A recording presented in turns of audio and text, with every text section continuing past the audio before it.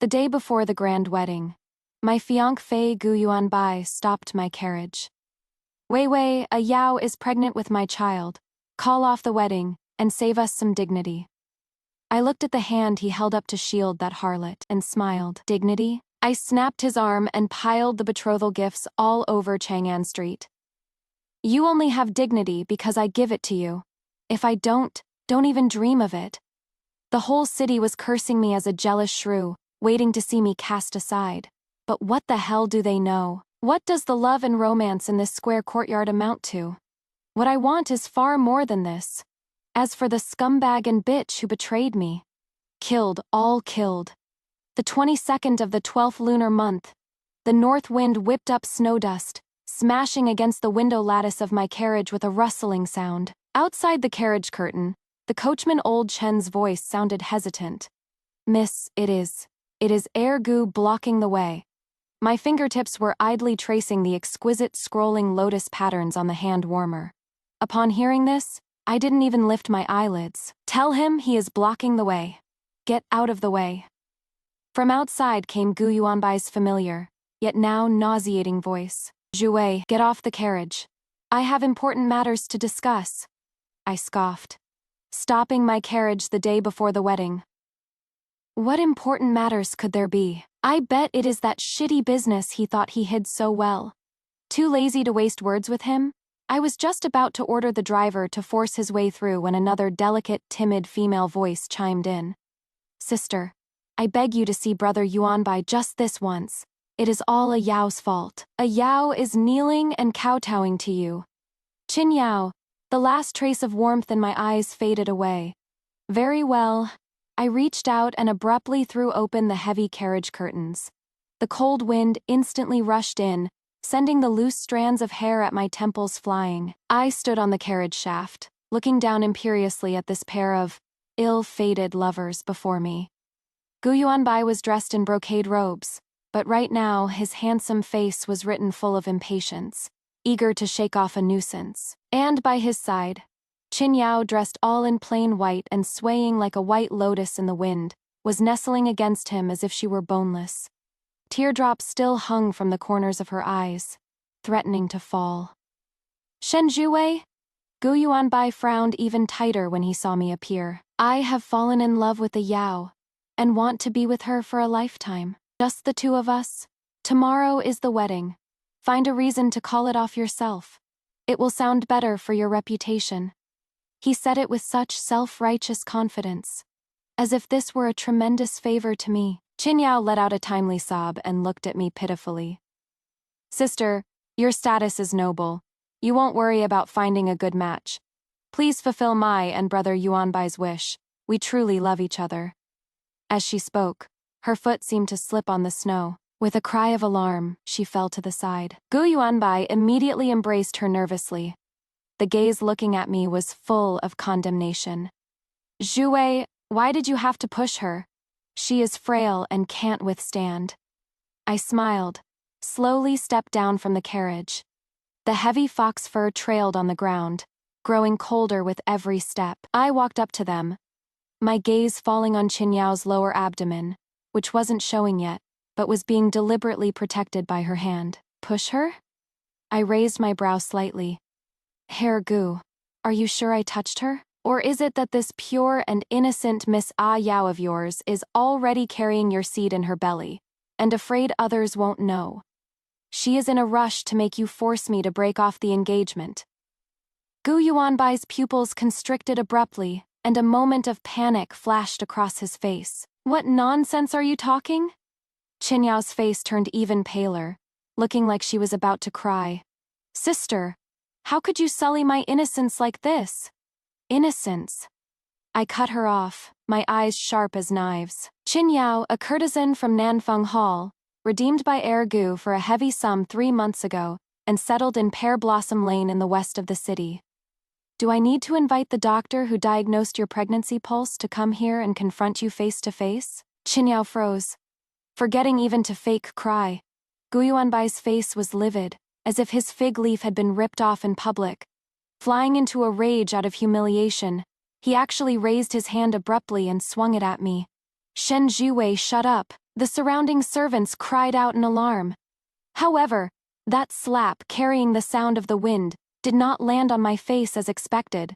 In a split second, I had already clamped my hand precisely around his wrist. A trace of astonishment flashed through Gu Yuanbai's eyes. Evidently, he hadn't expected me to resist, much less that I had the ability to do so. I looked at him, the corners of my lips curling up into a cold arc. Gu Yuanbai. My voice wasn't loud yet. It clearly reached the ears of everyone present. Do you think I, Shen Jiwei, am still that fool from back then who fell into the water in the palace, needed you to hypocritically offer a cloak, and then was so grateful that I swore to marry no one but you? His pupils shook violently. Before he could react, the 5 fingers gripping his wrist suddenly exerted force. The internal energy dormant within my body for years surged out, flowing along the meridians and striking straight at his joint. Crack! A tooth-aching crisp crack of bone, accompanied by Gu Yuanbai's gut-wrenching scream, pierced the silence of the long street. The arm he had tried to slap me with hung limply at a grotesque angle. The agony made him instantly break out in a cold sweat and drop to his knees. I let go, took out a plain handkerchief, and wiped every single finger unhurriedly, as if I had touched something dirty. This one. I lowered my eyes, looking at Gu Yuanbai, who was trembling all over in pain with eyes full of disbelief. My tone flat and calm. Is returning that tattered cloak from back then, that has disgusted me for so many years. The snow fell heavier. I turned around. The fox fur coat carved out a resolute arc, and my voice, wrapped in the wind and snow, smashed onto his face. Gu Yuanbai, today isn't you breaking off the engagement with me. I looked back, giving him a smile devoid of any warmth. It is me who doesn't want you anymore. Take your mistress and bastard, and get out of my sight. Having said that, I didn't spare another glance at the couple slumped in the snow and went straight onto the carriage. Returned to the manor. The carriage stopped in front of the Marquis of Yongning's manor. I just stepped off the carriage when the butler came up to meet me with a worried look on his face. Eldest miss, you are finally back. The Marquise and the madam are waiting for you in the flower hall, and they look none too pleased. I gave a faint hum and handed him the fox fur cloak I'd taken off. With a calm expression, I walked towards the flower hall. Before I even entered the door, stepmother Joe's voice drifted out feigning concern, but actually laced with sharpness. That child Weir is really. Tomorrow is the big wedding, and she is still running around outside today, stirring up this kind of scandal for nothing. Ergu is just young and amorous. What man doesn't have 3 wives and 4 concubines? If she were sensible, she should take the initiative to share her husband's burdens. Bring that woman into the manor and settle her in properly. Preserving the face of the prince's manor and our Marquis manor is the only right thing to do. My father, Shen Hong, sat upright at the head, his brows furrowed tight, saying not a word. He has always valued the family's reputation above all else. I lifted my foot and stepped over the threshold. The flower hall instantly fell silent. Everyone's eyes fell on me. There was worry, scrutiny, but mostly the unconcealed gloating of Mrs. Zhou and her 2 children. Father, I am back. I curtsied slightly. My manners impeccable. Shen Hong looked at me and sighed. Where are those rumors spreading outside true? Ergu, it is true.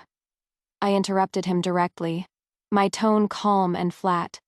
He brought that pregnant mistress of his, stopped my carriage and forced me to break off the engagement. Zhou Shi immediately pressed her handkerchief against non-existent tears, rushing to say, "Oh my, what is to be done? Where, not that mother means to lecture you, but men. Well, it is common for them to have flings outside. You should have just agreed with soft words back then and dealt with it slowly later. Now that everyone knows about this mess, do you still want your reputation? And where are we supposed to put the face of our Marquis manor?" She stood up and walked in front of me, making a move to take my hand. "Listen to a word of advice from Mother. Tomorrow's wedding proceeds as usual. As for that woman, Mother will step in for you. Just give her some silver to send her away, and that will be it. You are still the rightful heir's consort, and in the future." I abruptly raised my hand to avoid her touch. Madame Zhou's hand froze in midair, her face instantly turning a bit sour. I looked up, my eyes devoid of warmth, holding only cold mockery. My mother died of illness 10 years ago. You, a mere second wife, think you are fit to call yourself mother in front of me. Mrs. Zhou's face instantly turned deathly pale, her lips trembling with rage. You, Shen Jiwei. You are presumptuous. Presumptuous. I chuckled lightly, taking a step closer. I can be even more presumptuous. Before my voice had faded, I suddenly raised my hand. A crisp, loud slap landed viciously on Mrs. Zhou's well-kept face. It sent her stumbling back a few steps, her hair bun coming loose, and a clear red 5-finger mark instantly appearing on her cheek. The entire hall fell into a dead silence. Everyone was stunned. Shen Hong abruptly stood up, looking at me in disbelief. Mrs. Zhou covered her face, dazed for a good while, before erupting into a shrill wail. Marquise! Look! Look at her! She actually dared to hit me, rebellion! This is a rebellion against the heavens! Shen Hong was also angered. Jiwei, you are too outrageous. How can you raise a hand against an elder? I shook my wrist, my tone remaining flat but carrying an unquestionable dominance. This slap is for her treachery, accepting 3,000 taels in banknotes from Qin Yao, conspiring with outsiders to frame me, attempting to ruin my marriage and corrupting the reputation of the Marquis Manor. As I spoke, I turned my gaze to Mrs. Zhou, whose face had suddenly changed color, and pulled a thin sheet of paper from my sleeve, giving it a light shake. This was personally written by Qin Yao, recording in detail how she contacted you, and when, where, and through whose hands the money was sent into your room. Do you need me to read it out loud in public? Or should father send someone right now to search the secret compartment under your bed? Joshi's wailing stopped abruptly. The color drained from her face completely. Looking as if she had seen a ghost, she stared in horror at the paper in my hand, her body trembling uncontrollably. Shen Hong's gaze instantly became sharp as a knife as it shot towards Joshi. Is this true? With a thud, Joshi collapsed to the ground, lips quivering, unable to say a single word. I stopped looking at her and turned to face Shen Hong. Father, what happened today was not my fault, nor was it my wish. Gu Yuanbai broke faith and acted treacherously, bullying us intolerably. The prince's manor has lax discipline and indulged their son in committing violence. If our Marquis Manor gives in now, we would truly be throwing our face on the ground for others to trample. I paused, scanning the circle of gazes that were either fearful or complex, before finally landing back on Shen Hong. From today on, I will take over and personally manage all the properties under my name, including the dowry mother left behind, as well as those farm estates and shops grandfather entrusted to your care back then. Shen Hong's pupils constricted. What did you say? Those properties were vast and highly profitable, and had always been an important source of revenue supporting the Marquis Manor. Father, I curled my lips slightly, but my eyes carried an oppressiveness that allowed no rebuttal. Your daughter has grown up. Some things I should take back myself. Having said that, I paid no further heed to the deathly silent crowd in the hall or Joshi, who had collapsed limp on the ground, and turned to leave the flower hall straight away. It is time for the sky in this Marquis Manor to change. Returning to my slightly secluded courtyard, while in court my trusted maid Yunshu immediately came up to meet me. Her face was full of indignation. Miss, are you all right? It is going crazy outside. Saying that I am naturally jealous and shrewish, that I beat the air, and disobeyed my stepmother? I took the hot tea she handed me, my tone flat. Yunshu nodded vigorously, the rims of her eyes reddening. How can they slander you like that, miss? Just mere clowns. I took a sip of tea, my gaze cold. Have someone keep an eye on Joshi's side. She took a beating. She definitely won't let the matter rest. Just as expected, not long after nightfall, Yunshu slipped in silently. Miss, Nanny Qian from the madam's side took 2 unfamiliar, burly old women and went towards the backyard ancestral hall, looking sneaky. The ancestral hall, My fingertips tapped lightly on the table, planning to ruin my purity there, or to create a fake scene of me committing suicide in shame. They certainly picked a good spot. Let's go. I stood up. We're going to pay our respects to the ancestors. The night was deep. The ancestral hall of the Marquise's manor was shrouded in silence and gloom. Candlelight flickered, illuminating the cold names on the spirit tablets. Yunshu and I hid in the shadows outside the ancestral hall, watching Nanny Qian direct those two old women to hide behind the heavy drapes of the altar table. They seemed to be holding sacks and ropes in their hands. Miss, are they? Yunshu clenched her hands nervously, waiting for someone to walk right into the trap. I whispered, leaning close to Yunshu's ear to quickly give a few instructions. Yunshu's eyes lit up and she nodded immediately, then silently slipped away. About an incense stick's time later, I walked into the ancestral hall alone, carrying a small food box, my steps unhurried. I knelt on the cushion facing the spirit tablets.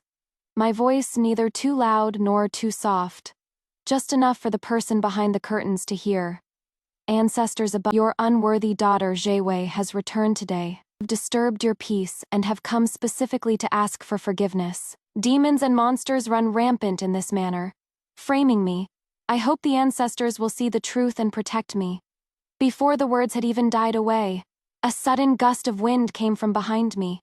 Those two burly old women lunged out from behind the curtains, bringing the sack in their hands down toward my head. Right in that nick of time, a blood-curdling scream suddenly rang out. The old woman pouncing on me was somehow yanked back hard by something. She suddenly toppled backward, the back of her head hitting the hard brick floor with a heavy thud, and her eyes rolled back as she passed out cold. The other old woman was startled, pausing her movements. Just then, on the altar table, the memorial tablet at the very top suddenly fell down, with a clack without any warning. It smashed right onto that old woman's instep. The old woman screamed in pain. Immediately after, all the candlelight in the ancestral hall began to flicker violently, dimming and brightening, casting shadows of those memorial tablets that seemed to bear fangs and brandish claws, as if they had come alive. Gusts of eerie wind blew, making one's hair stand on end. Ghost! There is a ghost! The ancestors have manifested! The ancestors are furious! Nanny Qian, who was hiding at the door keeping watch, was scared out of her wits, her voice trembling uncontrollably. That old servant whose foot had been smashed also completely panicked. Her legs went jelly and she fell to her knees with a thud, kowtowing desperately towards the spirit tablet. Ancestors, spare me! Ancestors, spare me! It was the madam! The madam sent us! It has nothing to do with us. I slowly stood up, brushing off the non-existent dust from my dress. I looked at the ridiculous scene before me with cold eyes. Oh, was it Joshi who sent you? I walked over to the old woman who was kowtowing, like she was pounding garlic. Looking down at her, what are you doing in the ancestral hall? Helping me confess my sins to the ancestors. The old woman was so scared she went limp, tears and snot streaming down her face. Spare my life, eldest miss. Madam ordered us slaves to ruin your chastity, and create the illusion that you couldn't bear the humiliation, and took your own life. Very good. I nodded. My voice not loud but carrying a bone-chilling coldness. Just then, Yunshu walked in with a few capable older servants from my courtyard, holding some inconspicuous little props in their hands. A few lengths of transparent silk thread, and a small packet of grease that could instantly make the ground unusually slippery. Miss, it is all taken care of. Tie up these two idiots along with Nanny Qian, I ordered, turning my gaze to Nanny Qian, who was scared almost to the point of fainting. Gag their mouths and send them straight to father. I paused, then added, tell father exactly what happened here regarding the ancestors manifesting as well. Yes. I took one last look at those spirit tablets that appeared particularly solemn under the flickering candlelight, then turned and walked out of the ancestral hall. The night breeze brushed against my face, carrying a biting freshness. Joshi, I hope you like this grand gift. Not long after returning to Weilan Courtyard, news came from the front courtyard. The Marquis was furious and interrogated them overnight. Nanny Chien and that old woman who had woken up confessed fully to their crimes. Mrs. Zhou wailed hysterically, pleading that she had just had a moment of madness, but Shen Hong immediately confined her to the courtyard and stripped her of her household management rights. No one was allowed to visit without his orders. Overnight, the atmosphere in the Marquis Manor changed abruptly. The next day, before it was even light out, the prince's manor sent people over it. Wasn't the wedding procession that came, but the head steward of the prince's manor. He brought a squad of guards with him. His manner appeared respectful, but was actually unyielding. Eldest Miss Shen, the head butler, stood outside Weilan courtyard, his voice coming through the door panels. The prince has ordered that today's wedding proceed as usual. The bridal sedan chair is waiting outside the manor. Please make haste with your grooming. Do not miss the auspicious hour. Yunshu was so angry her face turned pale. How dare they still come, miss? I'll go drive them away right now. I sat before the dressing table painting my eyebrows in the mirror, my movements unhurried. Drive them away. Why waste the effort? I set down the brow ink, my lips curling up slightly. Let them wait. Outside the courtyard gate, the prince's steward waited anxiously, yet didn't dare barge in. Not until the sun was high in the sky and the auspicious hour was nearly over did I leisurely get up. Yunshu, bring the things I prepared. I didn't put on that lavish, intricate wedding dress, but was still dressed in simple, elegant, everyday clothes.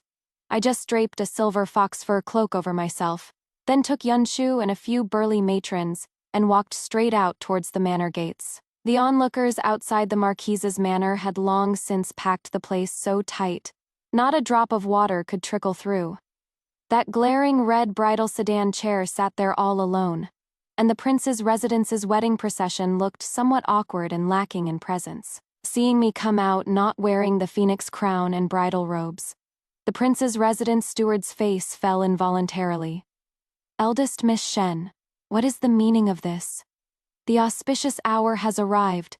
Please get in the sedan chair quickly. I couldn't be bothered with him. Me gaze swept over those betrothal gift chests that had been carried over, tied with red silk.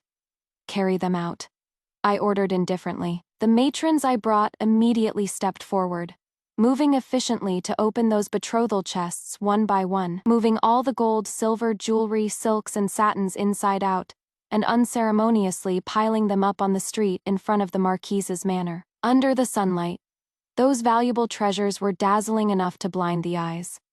The crowd of onlookers went into an uproar, pointing fingers and buzzing with discussion. The prince's residence steward was both shocked and angry. Eldest Miss Shen, what are you doing? These are the betrothal gifts from the prince's residence. Betrothal gifts? I chuckled lightly, taking a roll of prepared Xuan paper from Yunshu's hand, and unfurled it with a flick of my wrist. It was a huge list covered in writing in thick ink. I spoke up loudly, my voice clear and resonant, enough for every single person present to hear clearly. I, Shen Jiwei, of the Marquis of Yongning's Manor, hereby announce to all, Gu Yuanbai, heir of the Prince of Zhenbei's manor, has broken faith and abandoned righteousness. On the eve of the wedding, he brought a mistress to force the marriage, bringing shame to my family. Such conduct is an outrage to both men and gods. I raised my hand and pointed at those valuables on the ground. These aren't betrothal gifts, but compensation for emotional distress paid to me, Shen Jiwei, by the Zhenbei Prince's manor for their heir's wicked deeds. As soon as the words compensation for emotional distress were out, it was like a boulder thrown into a calm lake, stirring up 1,000 waves. The common folks were dumbfounded. They had never heard such a novel and satisfying way of putting it. The steward of the prince's manor trembled with rage. Absurd, simply absurd, Shen Shui. Don't you dare spout nonsense and slander the prince's manor? Slander? I looked at him sharply. Do you need me to repeat, right in front of all these elders and folks, what Gu Yuanbai personally admitted on the Long Street yesterday, that he has had an affair with Qin Yao, and that she is already secretly pregnant? Or do you need me to also post up the proof of Qin Yao's background from Nanfang House? The butler's face instantly turned the color of pig liver. I stopped looking at him and signaled to Yun Shu. Yunshu immediately took her people and pasted that huge bill for emotional damages directly on the most conspicuous spot of the Yongning Marquis Manor's main gate. It not only listed the details of all the property on the ground, but at the very end, written in large red characters, it read, "This is the sincerity of the Prince of Genbei's Manor's apology. Let the whole world bear witness." All right. I clapped my hands, as if dusting off some dust, my gaze sweeping over that glaring wedding sedan chair and the livid faces of the people from the prince's manor. My tone scornful. "I've accepted the stuff, you can get lost." After speaking, I turned around and walked back into the marquise's manor without looking back. The heavy gates slowly closed behind me. On the street, only that eye-catching list fluttering in the wind remained, along with that incredibly awkward red wedding sedan chair. The news flew across the whole city as if it had grown wings. The Genbei Prince's manor lost all face. Shen Jue, the eldest miss of the Yongning Marquise's manor, along with the phrase mental damage fee, became the hottest topic of conversation in the capital. Miss, Yunshu ran in hurriedly, her face pale. "Summoning from the palace is here. It is Eunuch Gao from the Emperor's side, summoning you to enter the palace immediately." I put down the scroll in my hand, my expression unchanged. After causing such a big commotion, the palace couldn't possibly not know. Change my clothes. I changed into a set of regular attire that complied with protocol and followed Eunuch Gao onto the carriage with a calm expression. Inside the Hall of Mental Cultivation, the atmosphere was heavy. Emperor Jing sat upright on the dragon throne, radiating authority without anger. Standing below were the livid Prince of Genbei, and Gu Yuanbai, whose arm was in a sling, his face deadly pale but his eyes full of venom. Me father, Shen Hong, was also at the side, fine beads of sweat on his temples. "Your subject, Shen Jue, greets your majesty." I paid my respects according to etiquette, my demeanor composed. "Shen Jue." Emperor Jing's voice was deep, indistinguishable in emotion. "Yesterday you severed an arm on Long Street. Today you publicly rejected a marriage, and even confiscated the prince's residence's betrothal gifts as compensation for mental damages, causing a storm throughout the city. Do you know your crime?" The Prince of Genbei immediately stepped forward. "Your Majesty, this woman is arrogant and domineering, with a vicious heart. Not only did she seriously injure my son, but she also slandered the pure reputation of the prince's residence. If she is not severely punished, where will the dignity of the imperial family remain?" Gu Yuanbai also endured the pain, hissing, "Your Majesty, Shen Jue is jealous by nature, and completely lacks wifely virtue. I truly find it hard to spend a lifetime with such a woman."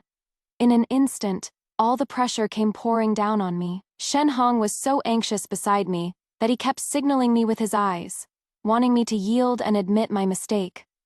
But I slowly raised my head, meeting Emperor Jing's gaze calmly. "Your Majesty, what crime have I committed?" The Prince of Genbei was furious. "You still dare to make excuses?" I ignored him and only looked at Emperor Jing, my voice clear and firm. "Your Majesty, Gu brought a pregnant mistress to force the marriage the day before the wedding, which is inhumane. He betrayed the engagement and went back on his word, which is unjust. He indulged a kept woman in slandering me, which is unwise. He raised a hand to strike his fiancé, which is cowardly. Such an inhumane, unjust, unwise, and cowardly scoundrel. I broke his arm to clean up the household for the prince's manor. So what wrong is there?" "You?" Gu Yuanbai was so angry he almost fainted. I continued. "As for rejecting the marriage in the street and demanding compensation, Your Majesty, if someone were to publicly humiliate your most beloved princess, would you really let the princess swallow her anger and marry a nemesis just for the sake of face? Though this humble subject is insignificant, I am still Your Majesty's citizen, born of parents, living an upright life. After suffering such outrageous humiliation, if I did not fight back hard, wouldn't it make the world think that the women of Great Jing are free to be bullied? What I did was not for private gain, but truly to defend the dignity of the women of our dynasty. What crime is there in that?"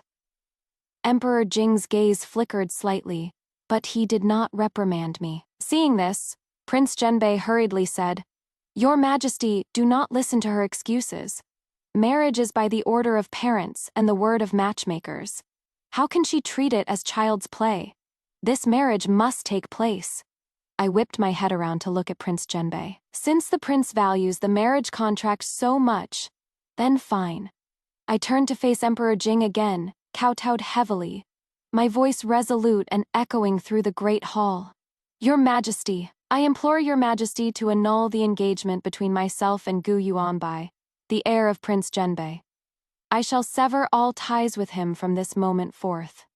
As I spoke, I tore off a piece of my sleeve without hesitation and held it high. From this day forward, I, Shen Jiwei, and Gu Yuanbai have nothing to do with each other regarding marriage.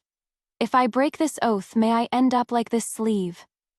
The sound of tearing fabric was exceptionally jarring in the silent great hall. I threw that half of the severed sleeve to the ground, like throwing down a silent declaration of war. Everyone was stunned. Gu Yuanbai stared fixedly at that severed sleeve, all color draining from his face, and his body swayed. He had never imagined that I, who had always been so utterly devoted to him, could be this resolute. The Prince of Genbei was trembling all over with rage, pointing at me, unable to speak. Shen Hong nearly blacked out. The entire Yangxin Hall was so quiet you could hear a pin drop. Only I kept my back ramrod straight, kneeling there with a determined gaze and zero regret. Emperor Jing looked at me with a complex gaze for a long time. Finally, he spoke slowly. Permission granted. From this point on, Gu Yuanbai and I had nothing to do with each other. On the long white marble steps outside the palace, I walked steadily. Step by step, I had just stepped off the last stair when Gu Yuanbai's low roar, suppressing his rage, came from behind. Shen Jiwei, stop! I acted as if I hadn't heard, walking straight toward the Marquis Manor's carriage. He rushed in front of me, blocking my path with his uninjured arm. His face looked ashen from anger and blood loss. His eyes a mix of unwillingness and venom, along with a trace of panic. Even he hadn't noticed. Shen Jiwei, you humiliated me like that in the hall today. Humiliated the prince's manor. Do you think this just ends here? His chest heaved violently. You are just a woman with a broken engagement. Your reputation is ruined. Who would dare want you in the future? If you kneel and apologize now, perhaps for the sake of our past affection, I'll ask father to give you a way out. I stopped and looked up, eyeing him like he was a piece of trash. Herr Gu. My tone was flat. You should save that way out for yourself and that Miss Qin. After all, a secondary consort to the heir who comes from Nanfeng Hall sounds quite unique. The muscles on Gu Yuanbai's cheeks twitched violently. He suppressed his anger and tried a different approach. Jiwei, I know you are just angry right now. We have so many years of affection, after all. As long as you are willing to come back, I promise the position of the heir's consort will always be yours. Qin Yao, I'll give her a sum of money and send her away. He said this seemingly with sincerity, but hidden in his eyes was a trace of superiority, as if he were bestowing charity. As if this were some tremendous favor to me, I almost laughed out loud at his shameless confidence. Affection, Gu Yuanbai. From the moment you took Qin Yao to block my carriage, there has been only hatred between us, no affection. I stepped around him, preparing to leave. He blocked me again, his tone laced with a threat. Shen Jiwei, don't be shameless. How long do you think those dowry shops of yours can hold out? Without the protection of the prince's manor and the marquise's manor, I only need to lift a finger to make sure your business can't go on. Oh, finally showing his true colors. Trying to suppress me with business tactics. I turned around, the corner of my lips curling into a meaningful smile. Is that so? Then I'll just have to wait and see. Just then, a man dressed in ordinary worker's clothes ran up to Gu Yuanbai, panting heavily. Ignoring the occasion, he said urgently, Herr, it is bad. Opposite Yunjin Pavilion, the biggest silk shop owned by our prince's manor. Opposite it suddenly opened a Tianyi workshop.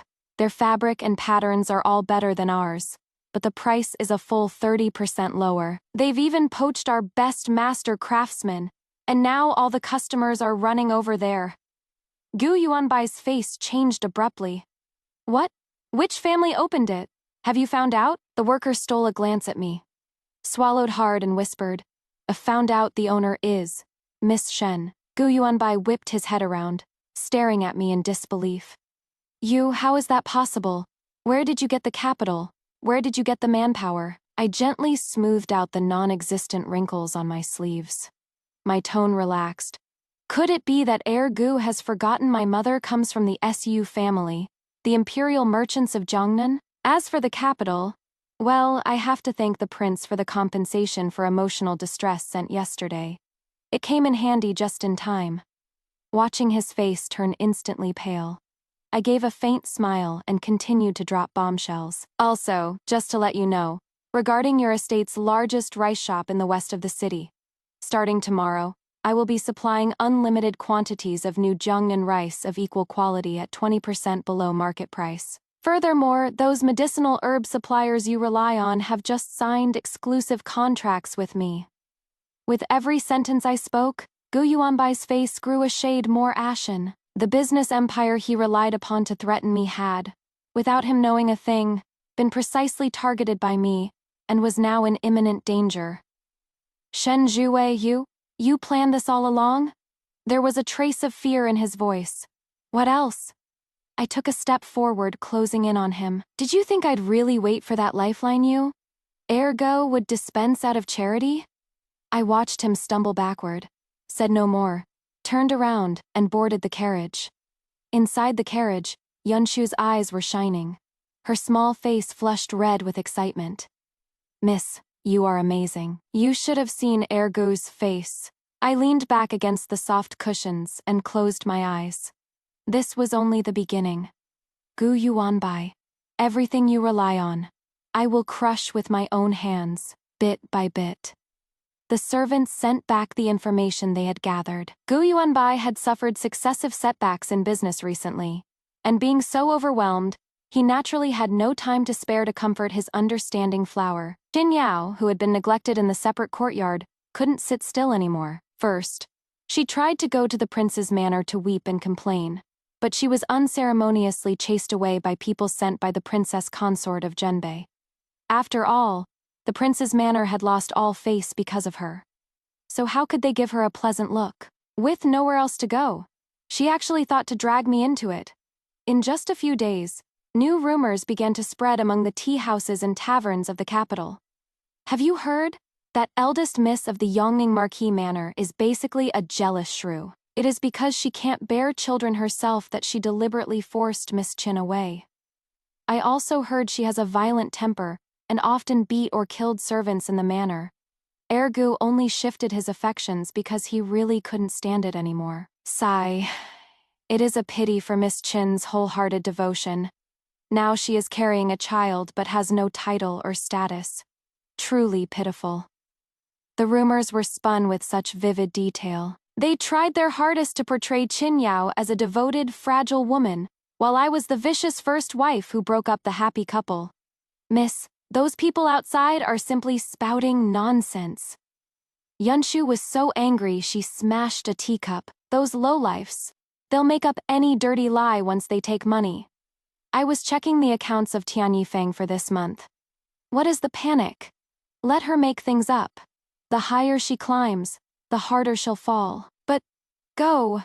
I put down the ledger, a coldness spreading from the corners of my lips. Send a copy of the gifts we prepared to Miss Qin and the storytellers in the capital. Remember, pick the busiest time. Yunshu's eyes lit up. Yes, miss. That day at noon, at Taibai Tower, the most bustling place in the capital, the storyteller slammed his gavel, but what he told was not the old routines. Gentlemen, today we won't talk about the old matters of the previous dynasty, but solely recount the most buzzing romantic scandal in the capital these days. The diners were drawn in one after another. Speaking of that pitiful Miss Qin, do you all know her true background? She is not a respectable woman, but the top courtesan of the drunken spring breeze in Jiangnan. 3 years ago, she was kicked out of the pleasure boat for stealing a patron's family heirloom. And that is how she ended up in the capital, changed her name, and entered the Nanfeng Pavilion. The audience below instantly went into an uproar. The storyteller, unhurried, took out several testimonies with thumbprints and copies of pawn tickets to display. These are the testimonies from the flower boats, madam, and the victim from that year, written in black and white, ironclad proof. Without waiting for everyone to digest it, he continued to drop a bombshell. And speaking of her infatuation with Ergu, according to a servant from Nanfang Hall, were Miss Chin's bed partners limited to just Ergu alone. Those she was intimate with also include the son of Vice Minister Zhang from the Ministry of Personnel, Boss Liu, who runs the gambling den in the East City.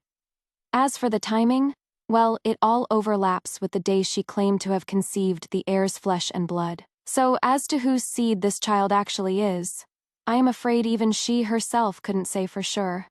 What is more, the storyteller lowered his voice, feigning mystery. Yesterday a doctor confirmed that Miss Chin had privately inquired about abortion prescriptions. It was only because Ergu promised to marry her as his principal wife that she decided to take the risk, hoping to rise in status through her child. At the same time, another document with even more detailed content, the true record of Qin Yao's life, was scattered like snowflakes throughout the streets and alleys of the capital. It thoroughly exposed her deeds, how she moved from man to man, how she plotted to meet Gu Yuanbai, how she bribed the Zhou woman, and how she spread rumors. The evidence was irrefutable, and the details abundant. People had no choice but to believe it. The rumors reversed in an instant. Heavens, Qin Yao is actually this kind of trash? Here Gu has been played for a total cuckold. And I pitied her before. Pitui, how disgusting. Eldest Miss Shen is the one who was truly wronged. Inside the villa, Qin Yao looked at the true record her subordinates had snatched back, listening to the earth-shattering ridicule and curses from outside. Her whole body went cold as she collapsed limply to the ground. She was finished. All the disguises she had painstakingly maintained were vulnerable to a single blow in the face of absolute power and evidence. She tried to find Gu Yuanbai, but was shooed away by the prince's manor guards like a fly. The heir said he won't see you, you poisonous woman. The tears she used to use to win sympathy in the past now only held endless despair and fear. Her reputation was completely ruined. She became a poisonous woman, and whore spurned by the entire capital, and along with her, that child of hers of unknown origin became a bastard mocked by everyone. And all of this was merely a casual counterattack of mine. I stood on the attic of Weilan Court, listening to the faint noise coming from outside, my expression calm. Qin Yao was utterly ruined. Along with her, the Prince of Zhenbei's manor and Gu Yuanbai also became the laughingstock of the streets and alleys. Gu Yuanbai stayed behind closed doors.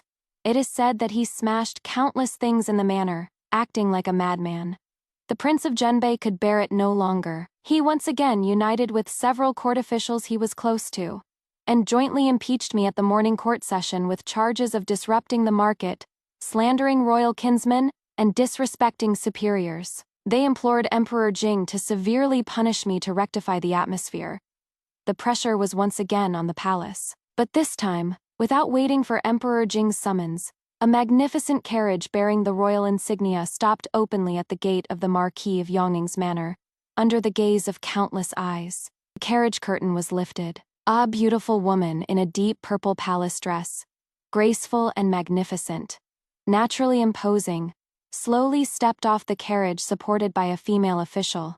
It was none other than the current emperor's full sister, Princess Royal Jinging, Li Huayang. She was also the only close friend my mother, Lady Su, had during her lifetime.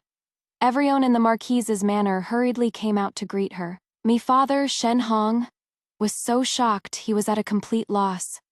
I was unaware of Your Highness the Princess Royal's arrival, and failed to welcome you properly. I hope Your Highness will forgive me. The Princess Royal's gaze swept indifferently over everyone without lingering, finally landing on me. Her imposing expression instantly softened, filled with undisguised affection. Little Wei, you've been wronged. She reached out her hand to me. I stepped forward quickly and grasped her hand, my eyes stinging, but I stubbornly held back my tears. Auntie.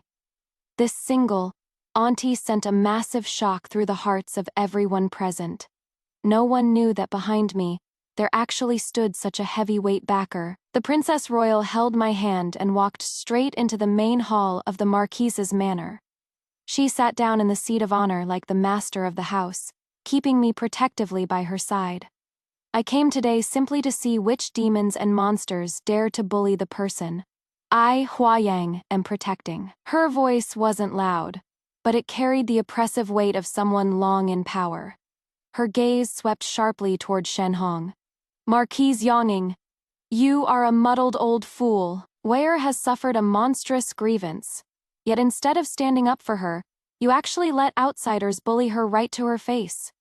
If Sister Su has a spirit in heaven and sees you treating her only flesh and blood like this, how could she rest in peace? Shen Hong was scolded until his face turned red and his ears burned.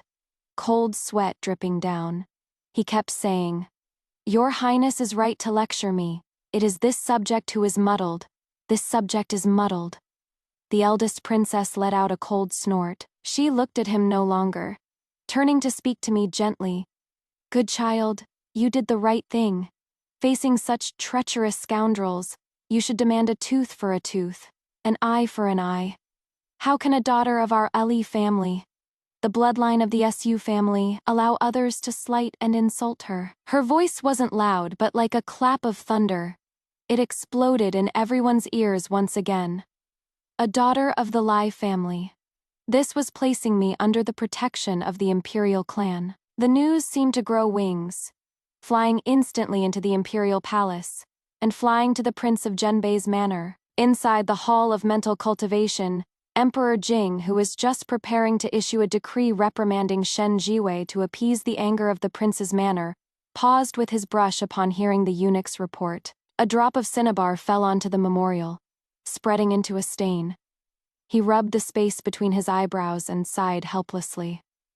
Imperial sister, she is ultimately protective of her own. He could disregard a daughter of a marquise's household, and could even consider suppressing a newly rising merchant, but he could not disregard his only full-blooded older sister, that Grand Princess Jinging, who possesses immense influence both in the court and among the common people. Inside the Prince of Zhenbei's mansion, the Prince of Zhenbei, who had just learned of the impeachment and was waiting to see Shen Jiawei suffer, dropped his teacup on the ground with a crash when he heard the princess personally arrive at the mansion and say, the daughter of the Lai family. The teacup shattered into pieces. His face turned ashen as he staggered back 2 steps and slumped into the armchair. It is over. With Grand Princess Jinging standing so explicitly and so firmly behind Shen Jiawei. Never mind impeachment, whether the prince's manor can even exist peacefully in the future depends entirely on this young Mrs. Mood. Unfilial son. Oh, you unfilial son. The Prince of Zhenbei beat his chest and stamped his feet, endless regret surging in his heart. Meanwhile, in the main hall of the Marquis of Yongning's manor, the Grand Princess gently patted my hand, her tone carrying a hint of pride and leaving no room for doubt. Rest assured, with Auntie here, let me see who in this great Jing dynasty dares to touch a hair on your head.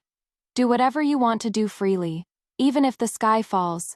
Auntie is here to hold it up for you. With the gold standard signboard of Grand Princess Jinging standing behind me, my business empire expanded crazily at an unprecedented speed. With its novel designs, top-notch craftsmanship, and affordable prices, Tianyifang completely crushed the prince's manor's Yunjin Pavilion, becoming the new benchmark for the capital's silk trade. The connections and resources of the Su family in Jiangyan were also at my disposal. The latest fabrics and patterns always appeared in my shop first. I also didn't stop the price war against the prince's manor's rice shop, relying on the cooperation with the imperial farms under the eldest princess's name and more efficient water transport channels. I continuously supplied high-quality grain at 20% below the market price, not only quickly capturing the market but also winning the praise of the common people. The prince's estate's grain shops were completely deserted. Before long, the piled-up stale rice started to grow bugs. It was the same story with the medicinal herb business. I used my massive capital to almost monopolize the supply from several major medicinal herb production areas in the north. The medicine shops under the prince's estate either accept my high-priced supplies, or they have no medicine to sell. This is just the tip of the iceberg. I consolidated all the dowry businesses left by my mother, added the savings from my years of secret dealings, plus that hefty compensation from the prince's estate, and established the Weiland Trading Company. The business quickly encompassed silks, grains, medicinal herbs, salt, and iron, carriage businesses, restaurants, pawn shops, and even a fledgling money house. The various industries echoed one another, forming a massive commercial network. In less than 3 months, the wealth and influence of Weiland Merchant House had already subtly surpassed that of Prince Genbei's manor, which had been operating for generations. I became the capital's true master of the golden touch, the newly wealthy. The voices that once mocked me for being abandoned and fiercely jealous have long since been replaced by exclamations of amazement and awe. Countless people want to discover the secret to my success. Countless merchants want to collaborate with Weiland Trading House. On this day, I was checking the accounts on the top floor of the newly opened Weiland Pavilion. This is my commercial hub, overlooking half the capital. Yunshu held the ledger excitedly.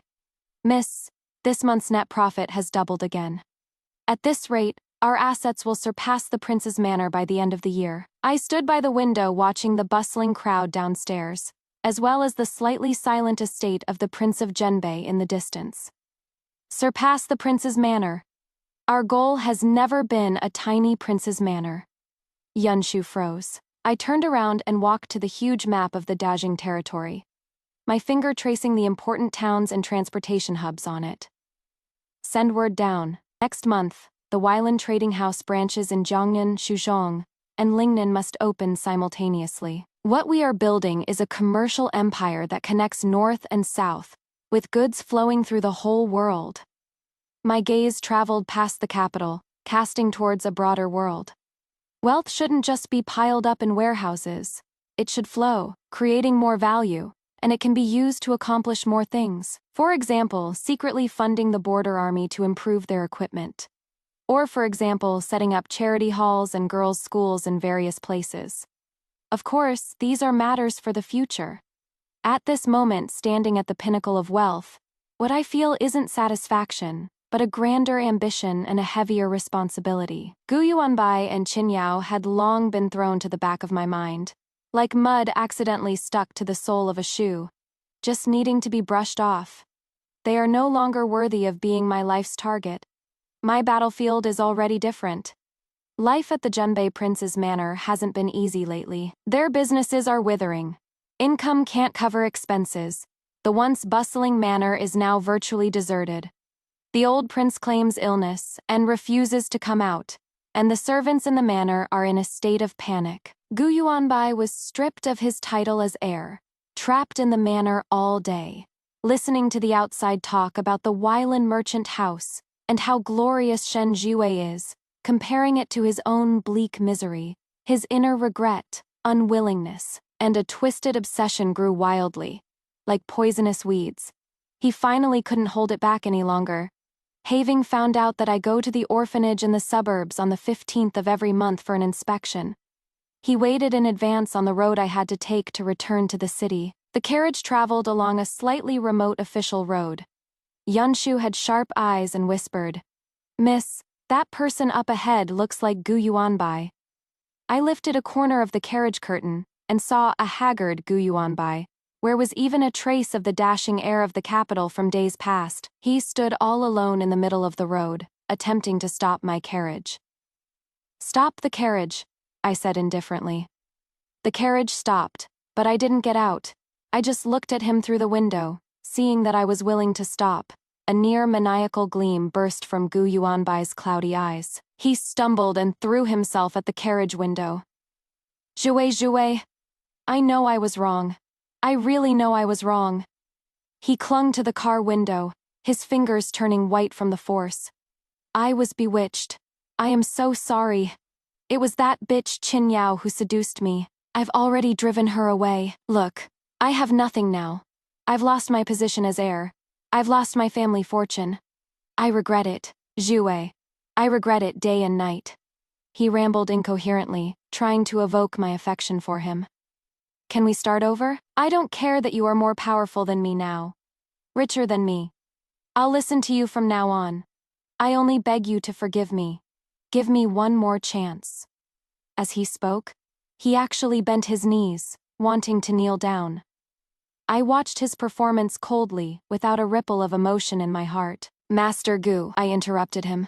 My tone so distant, it was like addressing a stranger. You are blocking my way. Gu Yuanbai froze on the spot. His raised face was full of shock and disbelief. He seemed not to have expected that I would be so cold. Jiwei, you weren't like this before. You used to be so kind. I chuckled lightly. I have never been kind. I, Shen Jiwei, have a very hard heart, and I seek revenge for the slightest grievance. I lowered the carriage curtain, cutting off his nauseating gaze. Yunshu, let's go. If anyone blocks the way again, no need to be polite. Just run them over. Yes, miss, Yunshu answered loudly. The coachman cracked the whip, and the carriage started up without mercy. Gu Yuanbai choked and coughed repeatedly from the dust kicked up by the carriage. Ah. He collapsed to his knees on the ground, letting out a beast-like howl, filled with despair and futility. Inside the carriage, I closed my eyes to rest. Deep affection that comes too late is cheaper than grass. Gu Yuanbai's regret was worthless to me. Qin Yao's days were even harder to endure than Gu Yuanbai's. She was expelled from the prince's manor penniless, and because of her foul reputation, even the lowest-class brothels wouldn't take her in. Her former patrons avoided her like the plague, dragging her increasingly heavy body. She could only struggle to survive in the filthiest, most dilapidated beggar's den in the south of the city. She tried to go find Gu Yuanbai but couldn't even get close to the perimeter of the prince's manor. She also tried going to the marquise's manor to find Madame Zhou, but Madame Zhou was already unable to save herself. So how could she possibly care for her? With no way out. She blamed all her hatred on me, believing that I was the one who ruined the wealth and honor that were within her grasp. She got a jar of filthy blood from somewhere, and early one morning sneaked up to the entrance of the Weilan Merchant House main store, intending to splash it as a curse to ruin my feng shui. But just as she raised the jar, she was caught red-handed by the patrolling guards of the merchant house. Miss Qin Yao has been caught. How should we deal with her? When Yunshu reported to me, her tone carried disgust. I was reviewing the documents sent from the various branches and didn't even look up. According to the law, what is the penalty for publicly defiling someone's business? 20 strokes of the cane or a fine of 10 taels of silver. Does she have the money for the fine? I asked. I am afraid she can't even scrounge up a single copper coin. Then proceed according to the law, I said indifferently. Considering she is heavily pregnant, spare the caning. Send her to the capital magistrate's office, and let them sentence her as appropriate. Tell the Lord Magistrate he need not show favor on anyone's account. Yes. Qin Yao was seized and sent to the authorities. She was already notorious, and now, with irrefutable evidence of her guilt, the capital magistrate unhesitatingly sentenced her to exile of 3,000 alai, to the bitter cold northern frontier to serve as a slave. Because she was pregnant, she was allowed to be exiled only after giving birth. She was temporarily detained in the women's prison. On the day of the birth, with no one to attend to her, she wailed heart-rendingly on that pile of moldy straw for a whole night, giving birth to a frail baby girl. The baby's crying did not bring any hope, only deeper despair. The jailer coldly threw the sentencing document in front of her. Qin woman, in 3 days, you set off for exile. Looking at the cold document, and looking at the sallow, emaciated child crying for food in her arms, Qin Yao finally completely broke down. She went mad. She'd cry one moment and laugh the next, sometimes cursing Gu Yuanbai for being heartless and fickle, and other times cursing me to die a horrible death. Then she'd hold the child and mutter to herself, saying he was the prince's estate's golden grandson. 3 days later, the officers forcibly dragged her and the child onto the prison cart. Qin Yao was in tattered rags, her hair a mess, her eyes unfocused. From behind the bars of the prison cart, she giggled foolishly at the crowd of onlookers on the street. Drool dribbled down the corner of her mouth. The woman who once put on airs and desperately clung to the rich and powerful finally ended her life of scheming in the most disgraceful way. All that awaited her and that child with no known father were the wind, snow, and hard labor of the northern frontier. Death. It was only a matter of time. When the news came back, Yunshu spat with satisfaction. Serves her right. Evil really does get its just deserts. I stood by the window, watching the magnolias blooming in the courtyard. Qinyao's end was exactly as I had expected. She was just like a vine clinging to a great tree. Once the tree toppled, she was left to rot in the mud. I didn't feel much joy in my heart. I just felt like I had disposed of a piece of trash. The news of Qinyao's madness and exile was like the final straw that broke the camel's back. It completely shattered the remnants of Gu Yuanbai's sanity. He was already living in the huge gap between his regret and reality, and now even the woman he once viewed as his true love, for whom he'd betrayed everything, had met such a wretched end, as if mocking just how absurd and laughable all his choices back then were. Prince Zhenbei's manor completely cut off his allowance. His fair-weather friends who used to suck up to him avoided him like the plague. And even the servants in the manor dared to feign compliance while secretly disobeying him. He drifted like a wandering spirit through the dilapidated annex of the prince's estate, dressed in rags, reeking of a sour stench from head to toe. Then, he began appearing frequently near Weilan Pavilion, squatting at the street corner day after day. The moment he saw my carriage pass, he'd rush out and throw himself in front of it, looking like a beggar and rambling incoherently. "Zhiwei, look at me. I was wrong. I really know I was wrong. I drove that bitch Qinyao away. I divorced her. Come back. I am still the heir. I'll inherit the prince's manor, and you'll be the princess consort. Let's start over. Wealth. Yes. The wealth is all yours. I don't want anything. I just want you." The guards around the carriage were long accustomed to this every time. Without waiting for him to get close, they unceremoniously shoved him aside. He was powerless to resist, pushed away like a tattered sack, and fell into the mud. Then he struggled to climb back up, repeating his laughable ravings. The people of the capital went from initial surprise and sighs to later numbness and annoyance, until finally only undisguised disdain and mockery remained. "Look, that is Ergu. Here he comes again. Otske tsk tsk! He is really crazy still daydreaming. Serves him right. It is his own fault for being blind back then, passing up a pearl just to pick up that fisheye. Proprietor Shen really has 8 lifetimes of bad luck to be entangled with a thing like that." He became the most famous madman and laughingstock in the entire capital. Gu Yuanbai's madness only stirred up an insignificant ripple in my life. My business empire, Weilan Merchant House, was on the right track, with wealth accumulated to an astonishing figure, enough to keep me worry-free for several lifetimes. But the mountains of gold and silver piled up in the warehouse could not satisfy me on this day. I was flipping through the information briefings collected by the merchant house from all over, when an inconspicuous piece of news caught my attention. A young girl in a certain place in Jiangnan, sold into a brothel by her parents due to poverty, unable to endure the humiliation, threw herself into a well to commit suicide. A thin sheet of paper, yet it weighed more than 1,000 pounds. I put down the briefing, walked to the window, and looked at the bustling crowd on the streets of the capital. Those women hurrying past, whether ladies and misses in fine clothes or common women rushing about for a living. Their fates are mostly tied to their fathers, to their husbands, and to their sons. Those who can break free of their shackles and control their own lives as I have are few and far between. A thought grew wildly in my heart, like a bamboo shoot breaking through the soil. "Yunshu, prepare the carriage. We're going to the eldest princess's manor." Inside the Jingning eldest princess's manor, I laid out my entire plan to establish a school for girls. Aunt women are not born inferior to men. They simply lack the opportunity to study, understand reason, and make a living for themselves. I want to found a girls' school that not only teaches the zither, chess, calligraphy, and painting, but also arithmetic, business, medicine, law, and even the sciences. Let them have knowledge to arm themselves and skills to stand in the world, so that even without relying on fathers, brothers, or husbands, they can live upright and dignified lives. Hearing this, the eldest princess's phoenix eyes flashed with brilliance. She had been strong-willed all her life, and hated nothing more than women being looked down upon. She grasped my hand, her grip firm. "Good, Weir.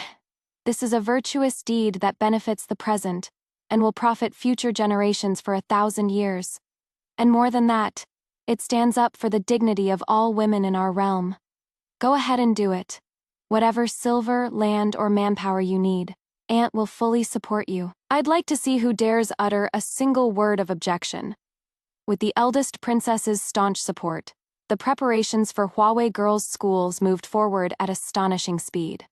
I spent a vast fortune to buy a large plot of land in the most scenic part of the capital. I hired skilled craftsmen to build spacious and bright classrooms, library pavilions, experimental workshops, and martial arts training grounds. I personally drew up the curriculum and spent heavy sums to hire female teachers who possessed real talent and learning, but were thwarted by their gender. I even went so far as to make repeated visits to invite several open-minded, retired great scholars and renowned doctors to come and teach. As news spread, the whole world was in an uproar. Conservative old officials submitted memorials attacking it, claiming, "Hens crowing at dawn, yin and yang are inverted.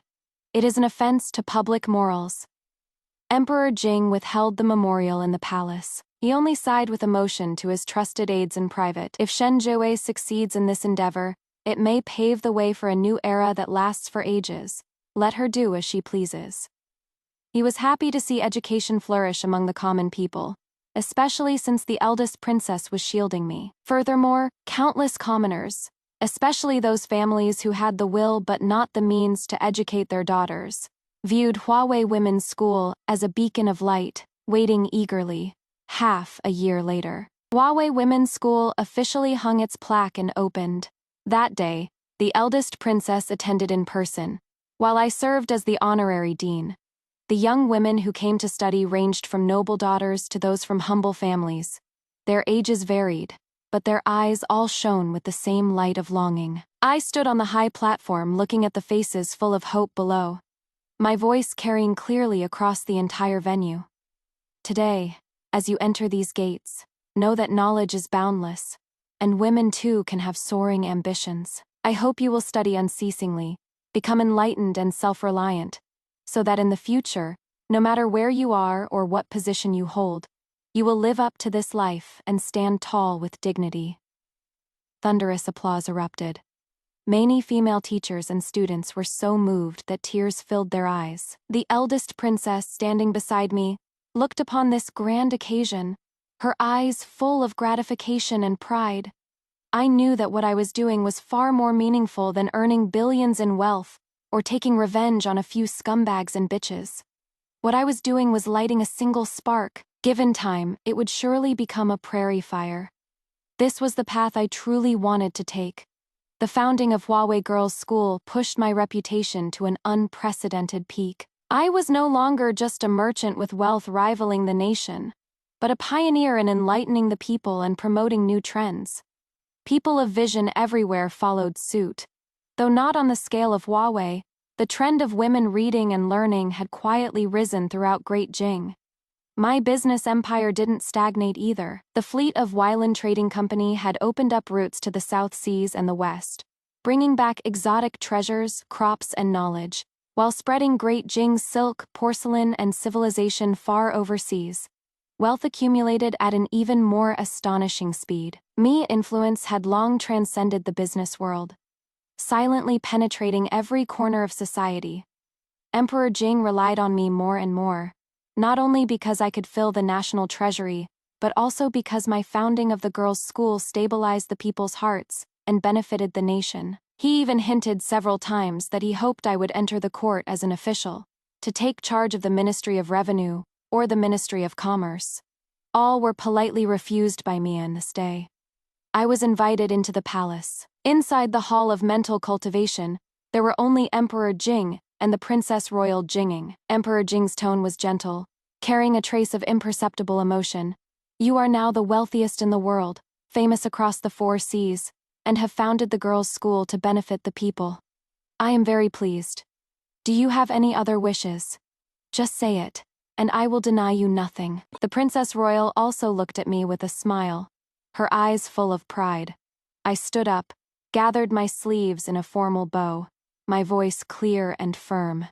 Your Majesty, Aunt Jiwei, indeed has a wish.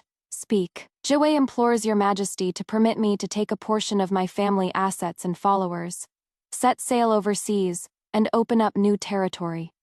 As soon as the words were spoken, the entire hall fell silent. The smile on Emperor Jing's face froze, and the eldest princess also looked at me in shock.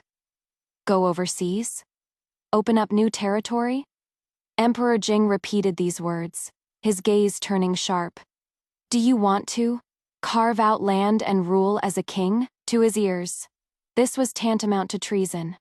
It is not to carve out land and rule. I met his gaze, without fear or ambition. Your Majesty, although Great Jing is wonderful, it is not a world where women can freely unleash their potential. Rules, propriety, and scrutiny are everywhere. What Jiwei wants is a brand new world where women can be just like men studying, becoming officials, doing business, or even becoming generals each according to her ability, without anyone casting aspersions. I paused, then continued. There are countless unclaimed lands overseas, wild and undeveloped. Jiwei wishes to use a lifetime of wealth and learning to go to that world and establish a new order. Will still honor Great Jing as the suzerain and pay tribute annually, but govern itself internally. This is not secession, but rather spreading the spark of Great Jing's civilization to a broader world, while also leaving a true escape route and hope for the women of the world who are unwilling to be bound. Emperor Jing fell silent. He stared intently at me, seemingly judging the authenticity and weight of my words. After a long while, he slowly exhaled, his gaze complex. Do you know that this path is arduous, with a slim chance of survival? Jiwei isn't afraid. My tone was calm, but carried an unshakable determination. Compared to being trapped in a small world, repeating a life where I can see the end from the start, I'd rather go fight for an unknown possibility. The eldest princess suddenly spoke up, her voice carrying a hint of a tremor, but mostly understanding and support. Your Majesty, let her go. Wei's heart has never been within these 4 palace walls. She belongs to the wider world. Emperor Jing looked at us, and finally, sighed heavily. Permission granted. I will issue you the official credentials, and allow you to act at your discretion. You, look out for yourself. Thank you for your Majesty's great grace. 3 months later, the massive fleet had finished assembling at Jinmen Port.